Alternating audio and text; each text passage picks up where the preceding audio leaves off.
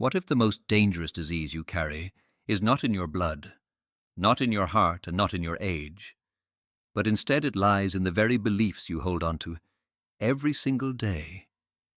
Ibn Arabi, the great Sufi mystic, once said, "The outer world is nothing but a mirror of your inner world. When the heart is sick, the body bends and collapses with it." Think about it.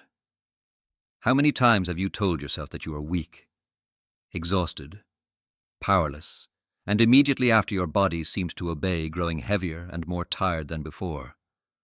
But what if by simply changing the picture you hold in your heart, your body could begin to heal itself and even become stronger than ever? In this video, we are going to explore a secret that modern medicine rarely talks about. The true root of illness lies in the heart and in your beliefs, and how those beliefs can be transformed into the most powerful medicine of all. Now imagine a young student who comes to his teacher and complains, "Master, I am always weak. Medicine does not help me. I fear I do not have the strength to walk the path of serving God." The teacher looks deeply into his eyes and smiles.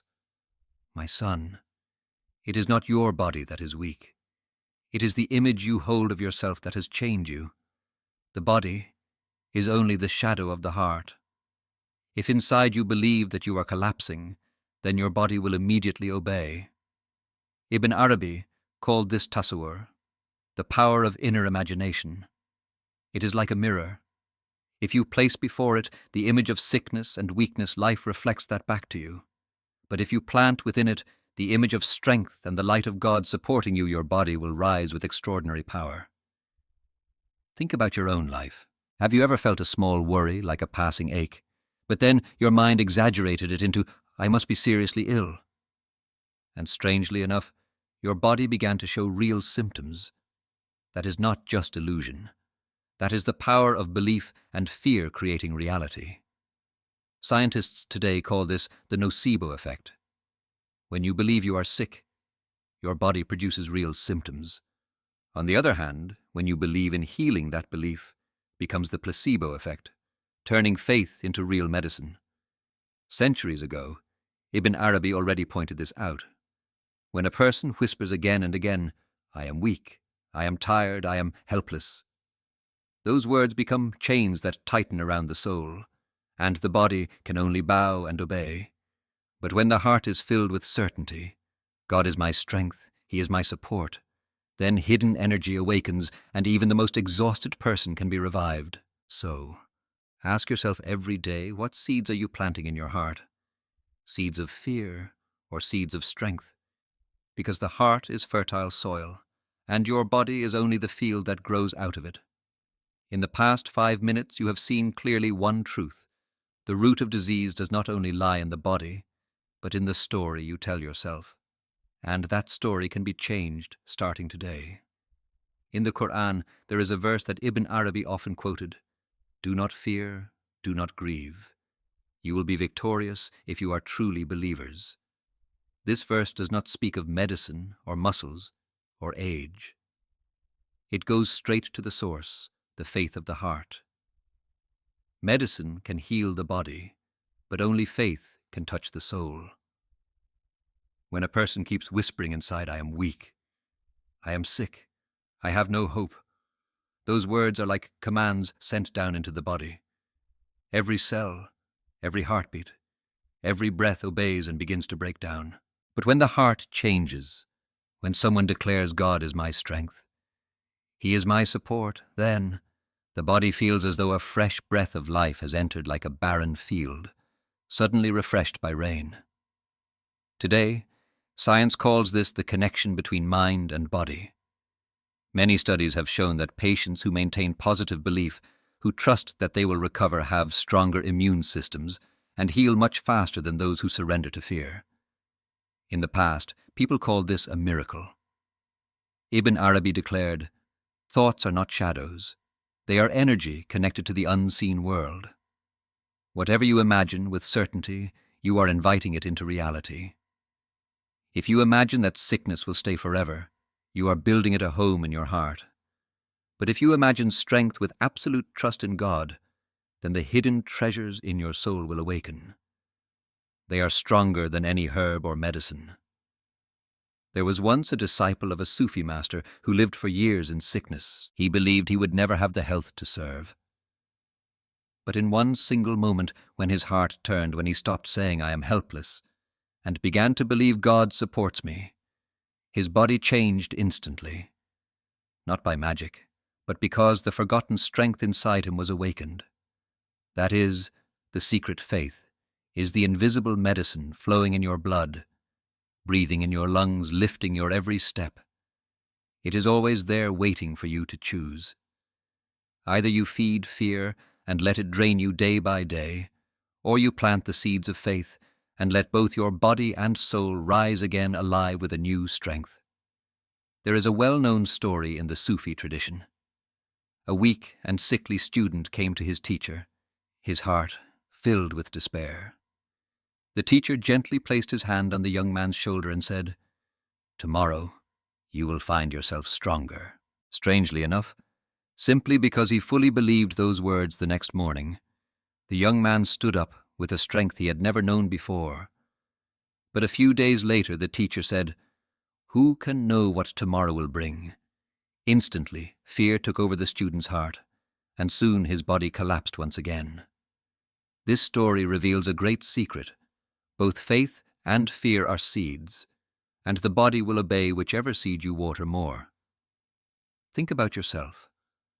When a doctor says there is a high chance that you might have a certain illness immediately, you feel your body weaken, even though the result is not confirmed. That is the seed of fear being planted in your heart. On the other hand, if someone assures you that you will recover suddenly, a powerful energy rises within you. It is not because your condition changes overnight, but because your heart has turned in a new direction. Ibn Arabi once said, "I am as my servant thinks of me." If in your heart you believe that God is the one who heals, then healing will come. But if in your heart you hold only the image of sickness, you have unknowingly opened the door and invited it to stay. This is not only philosophy. Modern science calls it the placebo and nocebo effect. A sugar pill, believed to be good medicine, can truly reduce a patient's pain. But a harmless pill believed to cause harm can actually produce dangerous symptoms. So the choice is in your hands. Either you plant seeds of faith so your body can grow in strength, or you nurture fear and chain yourself with your own thoughts. Every single day your heart is a field. The real question is, which seed are you watering? Here lies the key. Healing or weakening does not only depend on medicine, but on the direction your heart leans toward, faith or fear. Ibn Arabi once said a phrase that startled many: "The shape of the world is only the shape of the thoughts within man." This means that your body, your circumstances, even the destiny you are living are reflections of what lies inside your heart. Look at a piece of land. If you plant rice, you will harvest golden fields. If you plant weeds, weeds will grow wild. The heart works the same way. It is the field, and every thought is a seed. Your body simply harvests whatever was planted in that soil. You see, many people go from one hospital to another, trying medicine after medicine. But deep inside they always whisper, "I will never be healed." And just as they believe, the illness clings to them endlessly. Not because the medicine is useless, but because the story they nurture in their heart is stronger than the medicine. On the other hand, there are those whose bodies seem beyond saving. Yet they hold firm to the belief, "God has not written weakness for me. I will rise." And because of that belief, their body springs back as if by a miracle. But it is not really a miracle. It is simply the law. The body is always the faithful servant of the heart. The Quran also reminds us, "Indeed, it is not the eyes that go blind, but the hearts within the chest that go blind." When the heart is blinded by fear and despair, the body stumbles and collapses. But when the heart is clear and filled with certainty, the body shines with strength. So the heart is not only the container of emotions, it is the workshop of destiny. From it, every thought is shaped into words, every belief becomes action, and little by little they form the life you are truly living. The question is today, What are you allowing your heart to shape, a body of weakness, or a life full of energy and healing? If the heart is the field, then focus is the farmer. A farmer cannot plant seeds and then abandon the land, letting weeds take over. He must care for it every day, pulling out the bad weeds and faithfully watering the precious seeds. Your heart is the same. To stay healthy, it needs focus and repetition. Ibn Arabi once taught, engrave in your heart a word that reflects one of God's attributes, such as peace, light, or joy. Hold it, breathe with it, repeat it until it becomes your very breath. You can try it right now. Close your eyes, place your hand on your chest. Take a deep breath and whisper, I am at peace because God is with me. Then, exhale slowly. Repeat this a few times and you will feel your body begin to relax, your heartbeat slow down, your mind quiet. This is not an illusion. It is the truth. The heart is guiding the entire body. Scientists today call this neuroplasticity, the brain's ability to change according to what you focus on and repeat.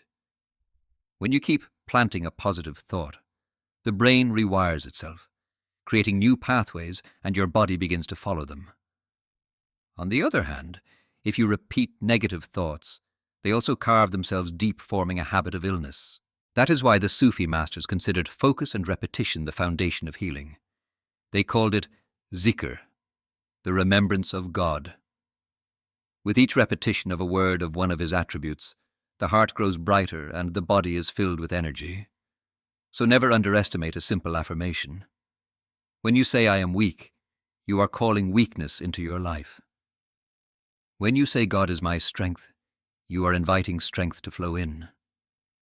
The difference lies in what you repeat the most each day. Try making this a daily practice. Choose a spiritual keyword, repeat it each morning when you wake up and each night before you sleep.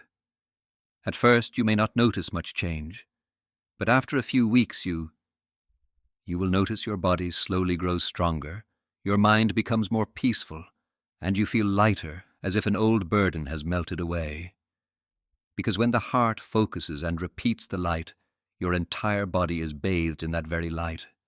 And that is the true power of focus. In Sufi history, there is a story of a young disciple who was gravely ill, bedridden for many months. Medicine and doctors had no answers. One day the sheikh placed his hand on the young man's chest and whispered, Rise, for God has not written you among the weak. In that moment, the disciple did not hesitate, did not doubt. His heart overflowed with absolute faith. And within just a few days, the body that had been wasting away was filled with strength again. Outsiders looked and said, It is only a coincidence. But those who walk the Sufi path know there are no coincidences, only the hidden law of faith at work. Ibn Arabi explained, the heart is a mirror reflecting the names of God. When it reflects Al-Qawi, the strong, then strength immediately appears in the human body. And that is exactly what happened. When the disciple stopped feeding the image of sickness, when his heart began to reflect the strength of God, his body bloomed with life. In the same way, each of us has a choice to let the heart reflect weakness or to let it reflect strength and healing. When you believe with certainty that you are broken, you are calling upon the name the breaker. But when you believe with certainty that you are whole, you are calling upon the name the healer. And the world inside you will decide the world outside you. Modern science can describe this with hundreds of terms. Autosuggestion, healing belief, the power of positive psychology.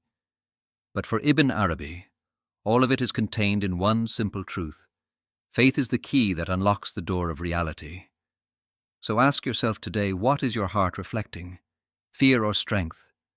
Doubt or faith? Because that very choice is writing the story of your life, and your body has no role but to follow.